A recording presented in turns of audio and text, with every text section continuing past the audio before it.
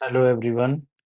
Economy की series में आपका स्वागत है। जैसा कि हमने पहले भी इकॉनमी के वेरियस टॉपिक डिस्कस किए हैं। जीएसटी डिस्कस किया है, जीडीपी डिस्कस किया है, प्लानिंग कैसे होती है।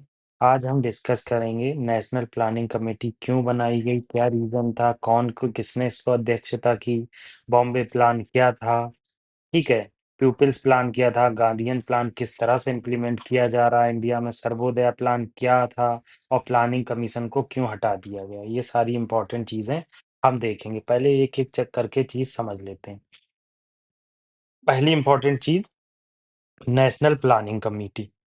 ये 1938 में स्टेबलाइज हुई। देखो, नेशनल प्लानिंग कमेटी जो स्टेबलाइज हुई, इसको चेयर किया था किसने? जवाहरलाल नेहरू जी ने। जवाहरलाल नेहरू जी ने इसको चेयर किया था। मगर उस टाइम पर जो कांग्रेस का सेशन था, कांग्रेस के सेशन को जो है वो हेल्ड किया गया था किसके द्वारा? सुभाष चंद्र बोस जी के द्वारा। 1938 और 1939 का जो ये 2 साल हैं, पढ़ने के लिहाज से बहुत ज़्यादा इम्पोर्टेंट है। क्यों? क्योंकि यहाँ पर सुभाष चंद्र बोस जी का कॉन्फ्लिक्ट आपको देखने को मिलेगा और फिर सुभाष चंद्र बोस जी ही 1939 में फॉरवर्ड ब्लॉक की स्थापना करेंगे। तो ये इम्पोर्टेंट हो जाता है। तो इसलिए 1938 जब भी आए, तो आप इसको एक इम्पोर्टेंट इवेंट समझकर ज़रूर पढ़ें, इस टाइम पीरियड में क्या-क्या घटनाएँ हुईं। तो मैंने यहाँ आपको बताया कि सुभाष चंद्र बोस जी ने किसकी अध्यक्षता की और कैसे नेशनल प्लानिंग कमेटी के अध्यक्ष किसे बनाया गया? जवाहरलाल नेहरू जी को। देखो, इसका एम बहुत इम्पोर्टेंट है। एम क्या था? अगर कोई ऐसी चीज़ आप पढ़ रहे हो तो उसका एम पता होना चाहिए। अगर इसका एम आप जानेंगे तो इसकी इम्पोर्टेंट चीज़ थी कि कैसे इकोनॉमी को प्लान मैनर में डेवलप किया जाए। मतलब मेन फोकस था प्लानिंग। नाम ही है उसका नेशनल प्लानिंग कमेटी। मतलब नेशनल लेवल पर, राष्ट्रीय लेवल पर कैसा ब्लूप्रिंट बनाया जाए कि ताकि इकोनॉमिक प्लानिंग को इंडिपेंडेंट रूप से अच्छा किया जाए, क्योंकि हम लोग जल्द से जल्द आज़ादी से पहले इंडिपेंडेंट होना चाहते थे। अगर की फीचर देखोगे आप, की फीचर्स में आपको देखने को मिलेगा कि इंडस्ट्रियलाइजेशन पर बल देने को कहा गया। ठीक है। पॉवर्टी रिमूवल पर बात की गई और खासकर स्टेट ओनरशिप को प्रमोट करने को कहा गया। मतलब कहा गया कि आज़ादी हो जाती है, तो आज़ादी के बाद हम इंडस्ट्रियलाइजेशन पर गौर देंगे, पॉवर्टी रिमूवल पर गौर देंगे और स्टेट ओनरशिप को कैसे इम्प्लीमेंट किया जाए। जहाँ पर की इंडस्ट्रीज़ हैं, जैसे हेवी इंडस्ट्रीज़ हो गई, तो उसमें कैसे सोशलिस्ट बेसिस पर पब्लिक पार्टनरशिप होना चाहिए, प्राइवेट पर इतना गौर नहीं दिया गया। तो ये नेशनल प्लानिंग कमेटी कब स्टेबलाइज हुई, क्यों स्टेबलाइज हुई, एम क्या था और फीचर्स क्या थे? ये बेसिक चीजें हैं जो आपको पता होना ही चाहिए। नेक्स्ट चीज देख लेते हैं हम, बॉम्बे प्लान।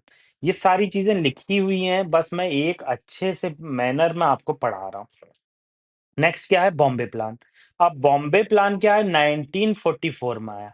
देखो, बॉम्बे प्लान की एक खासियत थी, इंडस्ट्रियलिस्ट और जो बिज़नेस क्लास था वो जान चुका था कि हम जल्द ही इंडिपेंडेंट होने वाले हैं। 1944 आ गया, इंडिपेंडेंसी बहुत करीब आ गई। सेकंड वर्ल्ड वॉर में इंग्लैंड को बहुत ज़्यादा पॉवर्टी का सामना करना पड़ा, क्राइसिस का सामना करना पड़ा। उसके बाद आज़ादी बहुत करीब होती चली आई और हमारा अमेरिका ने भी साथ दिया, उसने भी कहा कि यहाँ पर डेमोक्रेसी जल्द से जल्द स्टेबलाइज़ होना चाहिए।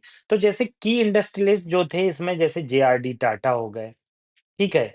जीडी बिरला हो गए, जीडी बिरला, हैं? लाल भाई हो गए, एडी श्रॉफ हो गए, एडी श्रॉफ। ये बहुत बड़े श्रॉफ जो कम्युनिटी है, आज भी आपको नागपुर के एरिया में देखने को मिल जाएगी। बिज़नेस से बहुत एफ़िलिएटेड हैं ये लोग।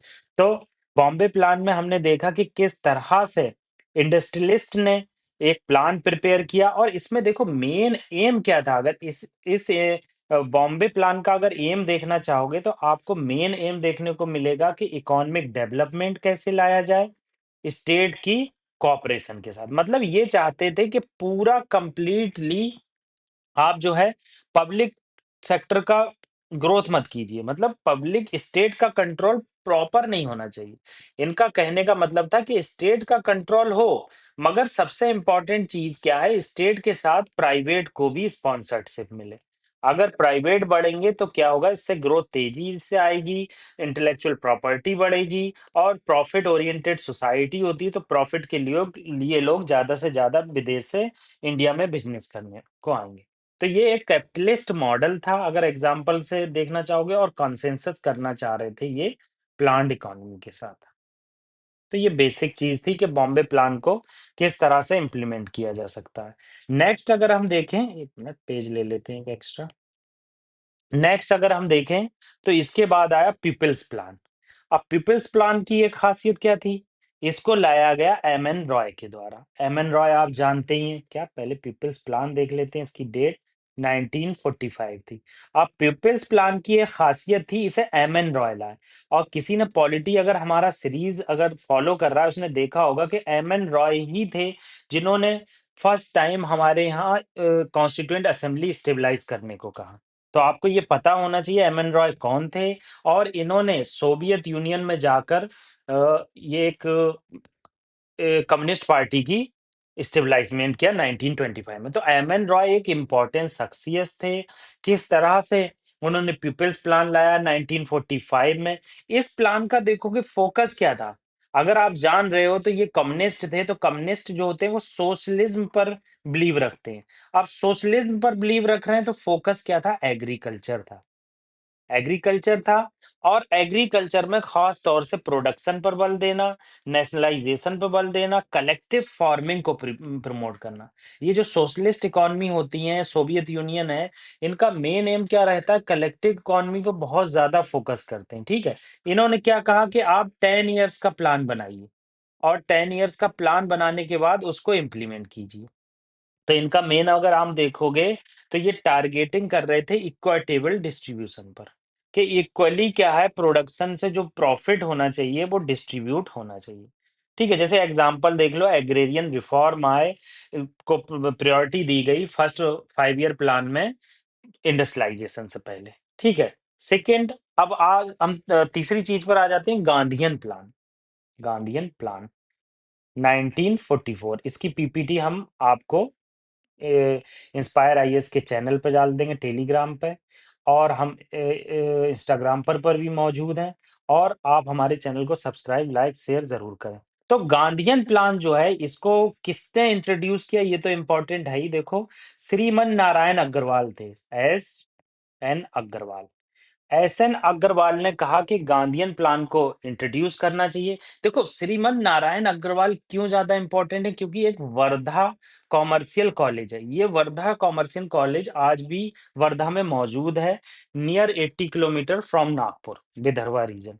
ठीक है, तो इन्होंने ये इंट्रोड्यूस किया। इसका मेन एम क्या था? अगर इसका फोकस देखोगे आप, कि गांधीयन प्लान का फोकस किस चीज पर किया गया, तो आप फोकस में आपको पता चलेगा, ये डिसेंट्रलाइजेशन पर गौर देते थे, और रूरल इकोनॉमी को कैसे प्रमोट किया जाए इस पर गौर दिया इन्होंने। ठीक है, की फीचर्स क्या आएंगे? अगर की फीचर्स देखोगे तो ब्लेज इंडस्ट्री को प्रमोट करना है इन्हें, और सेल्फ सफिशिएंसी को प्रमोट करना है। देखो, गांधी जी का मेन एम क्या था? गांधी जी ये चाहते थे कि कोई भी इंडस्ट्रियलाइजेशन का हब नहीं होना चाहिए। जैसे मान लो आज मुंबई इंडस्ट्रियलाइजेशन का हब है, तो डिफरेंट लोकेशन से लोग मुंबई में जा रहे हैं।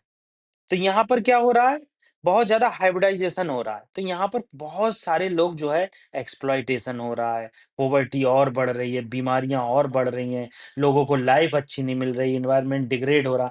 गांधी जी का क्या कहना था कि पूरे इंडिया में डिफरेंट लोकेशन पर आप छोटी-छोटी इंडस्ट्री लगाओ, एमएसएमई टाइप। ठीक है? कहीं प्रोसेसिंग इंडस्ट्री लगाओ, उस टाइम पे प्रोसेसिंग इंडस्ट्री का इतना बोलबाला नहीं था, तो कहा कॉटेज इंडस्ट्री लगाओ। कॉटेज इंडस्ट्री लगाओ। तो ये सब बातें गांधी जी के द्वारा कही गई। तो मेन एम अगर आप देखोगे तो गांधी जी ने यही कहा कि किस तरह से डिसेंट्रलाइजेशन को प्रमोट करो, विलेज इंडस्ट्री को प्रमोट करो, सेल्फ सफिशिएंसी लाओ, स्मॉल स्केल प्रोडक्शन करो, ताकि जो है ग्राम स्वराज की जो भावना है वो लोगों तक पहुंच पाए। तो यहाँ पर हमने ये चीज देखी कि किस तरह से गांधीयन प्लान को इंट्रोड्यूस किया गया। नेक्स्ट अगर देखोगे तो नेक्स्ट आपको मिलेगा सर्वोदया प्लान। ये सर्वोदया प्लान क्यों फेमस है? रिसेंटली क्या हुआ है, जयप्रकाश नारायण जी के काफी चर्चा में रहा है। उसका रीजन मुझे याद नहीं आ रहा। जयप्रकाश नारायण जी का 100 ईयर या समथिंग कुछ इवेंट था। उस इवेंट को लेकर सर्वोदया प्लान बहुत चर्चा में रहा। ये जयप्रकाश जयप्रकाश नारायण जी जो थे वो बहुत ज़्यादा इंस्पायर थे किनसे? विनोबा भावे से।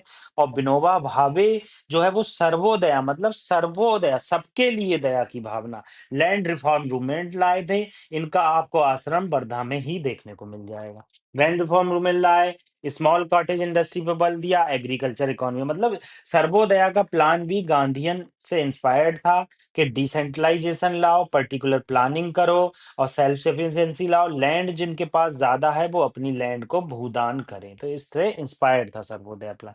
आखिर में क्या हुआ? प्लानिंग कमीशन आया। भाई प्लानिंग कमीशन जो आज हटा दिया गया है नीति आयोग के द्वारा, तो ये प्लानिंग कमीशन आज़ादी से पहले ही इसकी चर्चा हो रही थी। इसलिए लोगों ने क्रिटिसाइज़ किया था कि प्लानिंग कमीशन को मत हटाओ मगर आप इसमें सुधार कर लो।